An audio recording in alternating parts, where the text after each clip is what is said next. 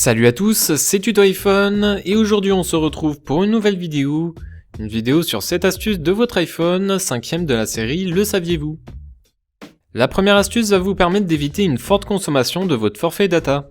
Pour être plus précis, à partir d'iOS 9, vous avez une option activée par défaut ayant comme fonction de basculer automatiquement sur une connexion cellulaire lorsque votre Wi-Fi n'est pas jugé suffisamment performant.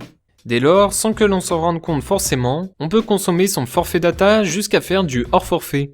Pour éviter cela, c'est très simple, il suffit d'enlever l'assistance Wi-Fi. Allez dans l'application Réglages, puis allez dans les options de données cellulaires. Faites un slide pour apercevoir l'option Assistance Wi-Fi, puis désactivez-la. La seconde astuce peut sembler anormale, mais va être d'une énorme efficacité pour gagner de l'espace sur votre appareil. Vous allez pouvoir gagner du stockage en faisant semblant de louer un film depuis l'application iTunes Store. Voici une petite démonstration, depuis les réglages puis dans Informations, je dispose actuellement de 936 mégabits, soit près d'1 giga d'espace libre. Cherchez un film assez volumineux dans l'iTunes, comme par exemple le film Star Wars qui requiert 6 Go pour le télécharger. Pour que cette astuce fonctionne parfaitement, vous devez au préalable avoir une taille de stockage disponible inférieure à celui du film. Lorsque vous aurez sélectionné votre film voulu, appuyez sur l'option Louer. Réappuyez pour confirmer votre demande.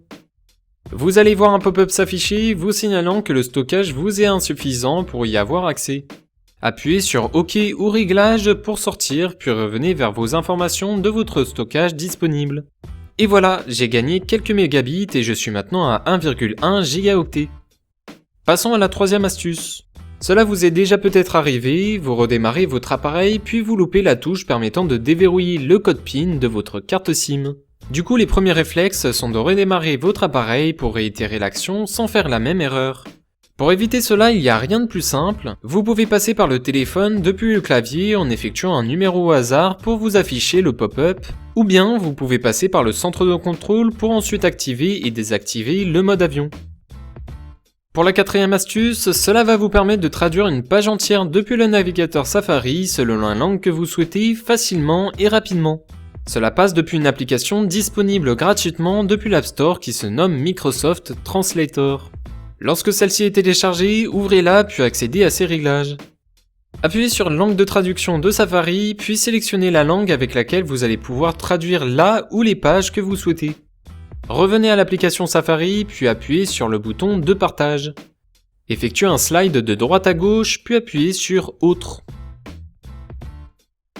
Vous allez par la suite trouver l'application dans la liste, effectuez un appui long comme ceci, puis lâchez lorsque celle-ci est au premier rang. Activez ensuite la fonction et faites un appui sur OK pour sauvegarder votre choix. Vous allez voir que Microsoft Translator est maintenant accessible facilement, appuyez dessus pour que la page soit traduite. Depuis mon exemple, j'ai pris une page en français et mis la traduction en anglais. Le changement a été rapide et efficace, vous pouvez si vous souhaitez revenir à la page par défaut en effectuant une relance de l'onglet. Tout en restant dans le thème du navigateur Safari, la cinquième astuce va vous permettre d'effectuer une recherche d'un mot sur une page. Je suis sûr que beaucoup d'utilisateurs ont pensé à cette touche avant de connaître cette astuce. Pour cela, prenons un exemple sur une page Google basique, je vais faire une recherche sur le mot iPhone. L'action se fera directement depuis la barre de recherche et de saisie d'URL. Appuyez dessus puis mettez le mot que vous souhaitez rechercher depuis la page actuelle où vous êtes. Faites un slide vers le bas pour apercevoir la fonction recherche d'un mot. Confirmez votre demande, puis appuyez sur les directions pour interagir sur sa recherche. Le saviez-vous que Siri peut vous appeler par votre surnom? Pour cela, vous devez lui demander l'ordre ou bien de passer par votre fiche de contact, mais il faut le dire, depuis Siri, c'est plus amusant. Pour cela, demandez-lui qui vous appelle par votre surnom. C'est par la suite que Siri va vous questionner sur votre choix.